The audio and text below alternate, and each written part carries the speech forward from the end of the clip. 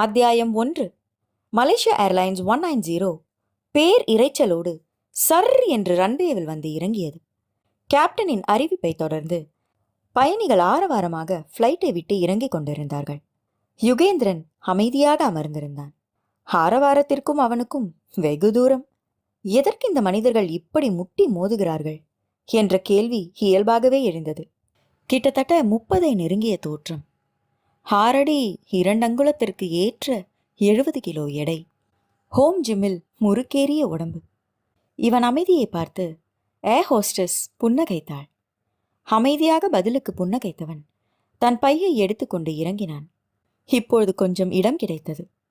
வாசலில் நின்று வாழ்த்தியவர்களுக்கு எப்போதும் போல இப்பொழுதும் ஒரு வசீகர புன்னகை. ஒற்றை பையை லேசாக உருட்டிக்கொண்டு வெளியே வந்தவன் ஃபார்மாலிட்டிஸ் அத்தனையும் முடித்துக்கொண்டு சற்று உட்கார்ந்தான். ஒரே நேரத்தில் 2-3 விமானங்கள் தரை இறங்கி இருக்க வேண்டும். இல்லாவிட்டால் இத்தனை கூட்டம் சாத்தியமல்ல. கோயம்புத்தூர் விமான நிலையம் மிகவும் பரபரப்பாக இருந்தது. மக்களின் சுறுசுறுப்பை கொஞ்ச நேரம் வேடிக்கை பார்த்தவன் ஆரவாரம் சற்று அடங்கியதும் வெளியே வந்தான். அம்மா கட்டாயம் வந்திருப்பார் என்று தெரியும். அப்பா எப்பொழுதும் பிஸி என்பதால் சிறுவயது முதல் எல்லாவற்றிற்கும் அம்மாதான். ஆனாலும் அப்பாவை குறையெல்லாம் சொல்ல முடியாது. தன் பிள்ளை மேல் உயிரையே வைத்திருந்தார். பொள்ளாச்சிக்கு பக்கத்தில் இருக்கும் பழையாறுதான் யுகேந்திரனின் சொந்த ஊர். ஊரின் பெயருக்கு ஏற்றாற்போல அவன் தாத்தா சத்தியமூர்த்தி ஒரு தமிழ் பண்டிதர். தமிழில் இலக்கியங்களில் மிகுந்த ஆர்வம் கொண்டவர். ஊருக்கு பொருத்தமாக தன் ஒற்றை மகளுக்கு வானதி என்று பெயர் வைத்திருந்தார். அப்பா அன்பரசு, அந்த தொகுதியின் எம்எல்ஏ. யுகேந்திரன் பிறந்தது முதல் அப்பா அரசியலில்தான் இருந்திருக்கிறார். நிற்க நேரமில்லாமல் காலில் சக்கரத்தை கட்டிக்கொண்டு அலையும் மனிதர்.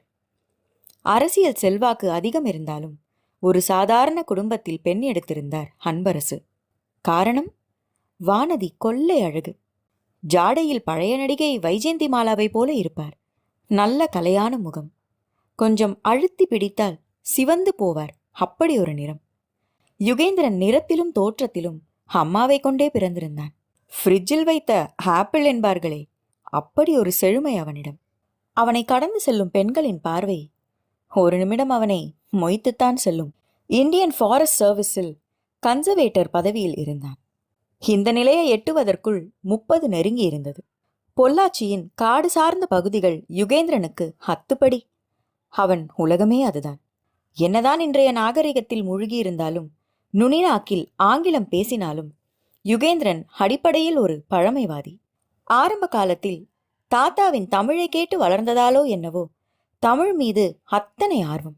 இன்றைக்கும் இவன் தமிழ் புலமையை பார்த்துவிட்டு மேடை பேச்சுகளுக்கு அழைப்பவர்களும் உண்டு. நிதானமாக நடந்து வந்தவனின் தலையை கண்டதும் வானதி கையை ஆட்டினார். அதிகமாக ஒன்றுமில்லை. 1 வாரம் மகனை பிரிந்த ஏக்கம் அவர் முகத்தில் அப்பட்டமாக தெரிந்தது. ஹாய் யுகேந்திரா, ஒரு சுத்து பெருத்த மாதிரி தெரியுது. ஃப்ரெண்ட்ஸோட செமையா ஜாலி பண்ணியோ? அம்மாவின் பேச்சில் சிரித்தான் மகன். இதுதான் வானதி. 30 வயது இளைஞனின் அம்மா என்று சொல்ல முடியாது. பேச்சு, சிந்தனை எல்லாவற்றிலும் இன்றைய இளவட்டங்களுக்கு ஈடு கொடுக்க அவரால் முடியும். அட்டகாசம். முதல் 3 நாள் சிங்கப்பூர், அதுக்கப்புறம் கோச்ல எல்லாரும் மலேசியா போனோம்.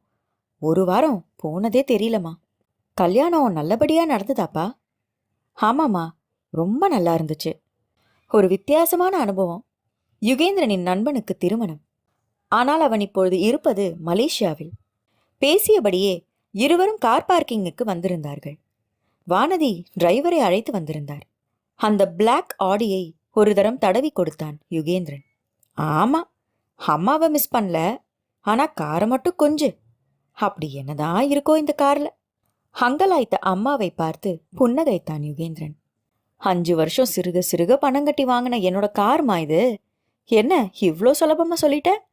ஆமா, நீதான் மெச்சிக்கணும். உன் சம்பாத்தியத்திற்கு இதை விட பெட்டராகவே வாங்கலாம். ஆனா நீதான் கஞ்ச பயலாச்சே. நீங்க எம்எல்ஏ பொண்டாட்டி, இப்படிதான் பேசுவீங்க. நான் சாதாரண கவர்மெண்ட் சர்வெண்ட்மா. எதிர்காலத்தை பத்தியெல்லாம் யோசிக்கணும்ல.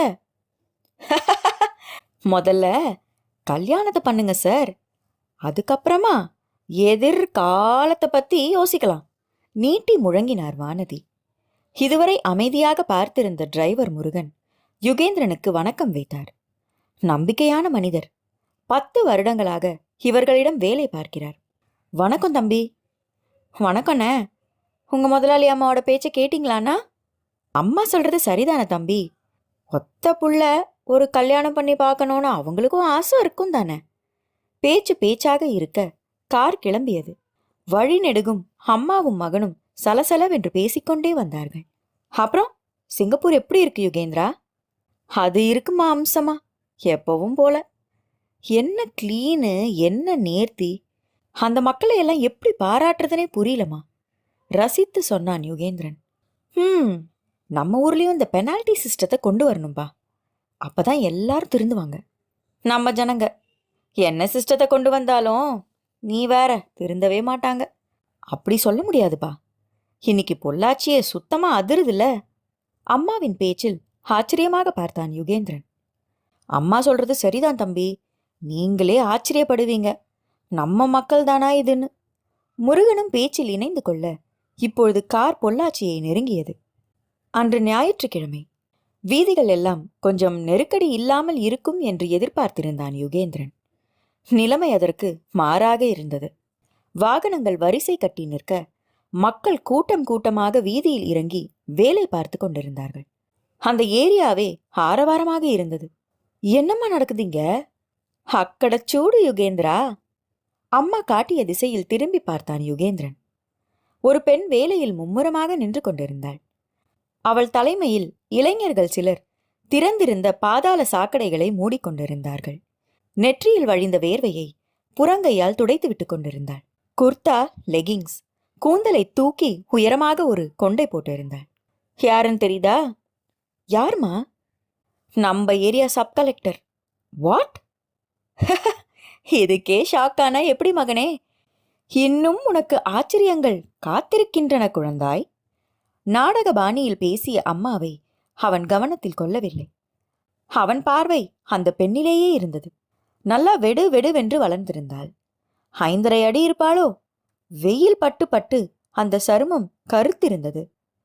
பெண்மைக்குரிய எந்த இலக்கணமும் இல்லாமல் அசால்ட்டாக ரோட்டில் இறங்கி வேலை பார்த்து கொண்டிருந்தாள்.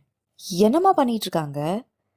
2 நாளைக்கு முன்னாடி மூடாம கிடந்த பாதாள சாக்கடைக்குள்ள ஒரு பெரியவர் விழுந்துட்டாரு. மீடியா முழுதும் இதான் பேச்சு. அரசியல்வாதிகள் இதெல்லாம் பார்க்கவே மாட்டேங்கிறாங்க. ஓட்டு கேட்குறப்போ வர்றதோட சரி, அதுக்கப்புறம் மாயமா மறைஞ்சு போயிடுறாங்கன்னு ஒரே ரகலை. அதுக்கு நம்ம ஹீரோயின் கொடுத்தா பாரு ஒரு விளக்கம். ஹீரோயினா? நான் அந்த பொண்ணோட தீவிர ரசிகப்பா. இதே எப்போ இருந்து? நேத்துல இருந்து. கலெக்டரை நேத்து நம்ம ஊர் கோயில்ல பார்த்தேன். ஆட்டோகிராஃப் வேற வாங்கியிருக்கேன். பெருமையாக சொன்ன அம்மாவை வாய்ப்பிழந்து பார்த்தான் யுகேந்திரன். அதை விட்டுட்டு நீ விஷயத்துக்கு வாப்பா. சரி சொல்லுங்க. அடுத்த நாளே பேப்பர்ல அதிரடி பேட்டி. யாரு? இந்த அம்மாவா? என்ன யுகேந்திரா, மரியாதை குறையுது? காட்டமாக கேட்டார் வானதி. ஓ சாரி. என்ன சொன்னாங்க சப் கலெக்டர்? நம்ம மக்களை சாடினாங்கப்பா. ஓட்டு போடும்போது உங்க தலைவனுக்கு தேர்வு செய்றீங்க. இப்போ அதை பண்ணல இதை பண்ணலன்னு ஏன் புலம்புறீங்க? ஒவ்வொன்றுத்துக்கும் உங்க தலைவன் நிற்க மாட்டான். உங்களுக்கு ஒரு தேவைன்னா நீங்க தான் களத்துல இறங்கணும். சும்மா மற்றவங்களை குத்தம் சொல்லக்கூடாதுன்னு செமையா ஒரு பேட்டி. 1 வாரம் நடுவுல இல்ல, அதுக்குள்ள இத்தனை ரணகலமா? அந்த பொண்ணு அதிரடி. சார்ஜ் எடுத்த 1 வாரத்திலேயே ஊரு அமக்கலப்படுது. சிங்கப்பூர் போகும்போது நியூஸை பார்த்தேன்.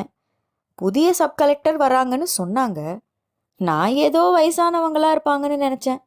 நல்லா நினைச்சப்போ இவங்க மாதிரி யங்ஸ்டர்ஸ் தான் இப்போ நாட்டுக்கு தேவை யுகேந்திரா. அது உண்மைதான்.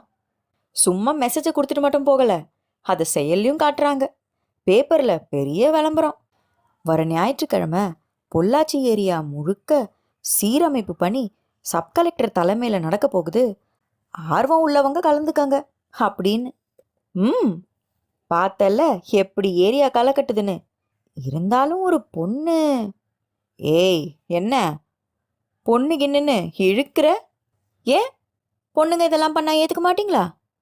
அஜிஜோ, நான் அப்படி சொல்லலம்மா. தாராளமா பண்ணட்டும். தன்மேல் எகிரிய அம்மாவிற்காக தணிந்து போனான் யுகேந்திரன். இருந்தாலும் மனது ஏற்றுக்கொள்ள மறுத்தது. பெண்மை என்றால் ஒரு நளினம், நாசூக்கு இதெல்லாம் இருக்க வேண்டும். இப்படித்தான் நினைப்பான் யுகேந்திரன். இதென்ன, இந்த பெண் இப்படி நடு ரோட்டில், அதுவும் இந்த கொளுத்தும் வெயிலில் நிற்கிறது? ஏதோ ஒரு அதிசய பிறவியை பார்ப்பதைப் போலவே அவன் கண்கள் அவளை நோட்டமிட்டது. ஆனால் அவள் செய்ய நினைக்கும் மாற்றம் மெச்சத்தக்கதாக இருந்தது. ஒரு அரை மணி நேர காத்திருப்புக்கு பிறகு வீடு வந்து சேர்ந்தார்கள் அம்மாவும் மகனும். ஹோ என்ற இரைச்சலோடு பெண்கள் குழு ஒன்று வாலிபால் ஆடிக்கொண்டிருந்தார்கள். அந்த ஆசிரமத்திற்கு பின்னால் இருந்த மைதானத்தில் பெரிய நெட்டை கட்டி விளையாட்டு மும்முரமாக போய்க் கொண்டிருந்தது. நித்திலா விளையாட்டில் மும்முரமாக முழுகியிருந்தாள். அங்கிருந்த டீனேஜர்களுக்கு சளைக்காமல் இருந்தது அவள் ஆட்டம். இளம் சப் கலெக்டர் கைக்கு பந்து வந்த போதெல்லாம் எதிர் அணியினர் கொஞ்சம் திணறித்தான் போயினர். மேடம், இந்த வார்த்தைக்கே பழக்கப்பட்டிருந்தவள் அக்கா என்ற அழைப்பில் சற்று பரவசமாக உணர்ந்தாள். விசில் சத்தத்தில் ஆட்டத்தை முடித்தவள் கைகுலுக்கி சிரித்துக் கொண்டனர். வியர்க்க விறுவிறுக்க மதர் நான்சியின் பக்கத்தில் வந்து அமர்ந்து கொண்டாள். புன்னகையே உருவாக அமர்ந்திருந்தார் மதர். தேங்க்யூ மை சைல்டு, ரொம்பவே சந்தோஷமா இருக்கு. சப் கலெக்டர், அதுவும் எங்க ஆசிரமத்துக்கு, என்னால நம்பவே முடியல. இதுல என்ன மதர் இருக்கு? வெளிநாடுகள்ல எல்லாம் பிரைம் மினிஸ்டரே சாதாரண ட்ரெயின்ல பிரயாணம் பண்றாங்க. மற்ற மினிஸ்டர்ஸ் எல்லாம் சைக்கிள்லே வேலைக்கு போறாங்க. நம்ம நாட்டில் தான் என்னமோ இந்த பதவியில் இருக்கிறவங்க எல்லாரையும் தேவதூதன் மாதிரி ட்ரீட் பண்றோம். சத்தியமான வார்த்தைமா. விவசாயி, போஸ்ட்மேன், பிளம்பர், இது மாதிரி கலெக்டரும் சாதாரண ஒரு தொழில், அவ்வளோதான். உண்மையை சொன்னா மற்றவங்க எல்லாம் அவங்க கடமையை ஒழுங்கா செய்கிறாங்க. மீதியை முடிக்காமல் மதரை பார்த்து விஷமமாக புன்னகைத்தாள் நித்திலா. அவள் செயலில் வாய்விட்டு சிரித்தார் மதர்.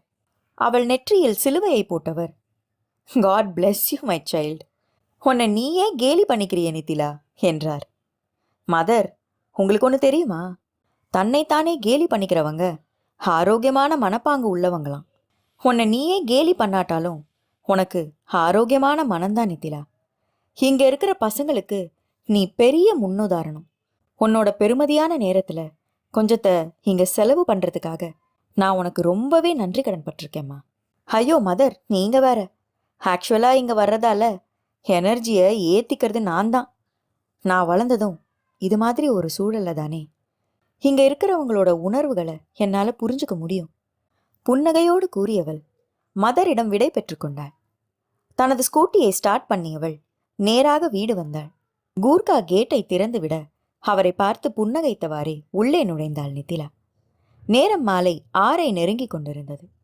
சமையலுக்கு இருக்கும் அம்மாவையே இரவில் துணைக்கும் வைத்துக் கொள்வாள். சமையல் அறையிலிருந்து வாசம் வந்தது. லேசாக உள்ளே எட்டி பார்த்தவள், பங்கஜம் அம்மா சமையலில் படு மும்முரமாக இருந்தார். பங்கஜம்மா, சொல்லுங்கம்மா. இவள் குரலில் திரும்பியவர் அவசரமாக கைகளை புடவை தலைப்பில் துடைத்தார். இன்னும் 1 ஹவர்ல சாப்பிட்றேன், நீங்க நிதானமா ரெடி பண்ணுங்க. சரிம்மா. தனது ரூமிற்குள் போன நித்திலா நன்றாக ஒரு குளியலை போட்டாள்.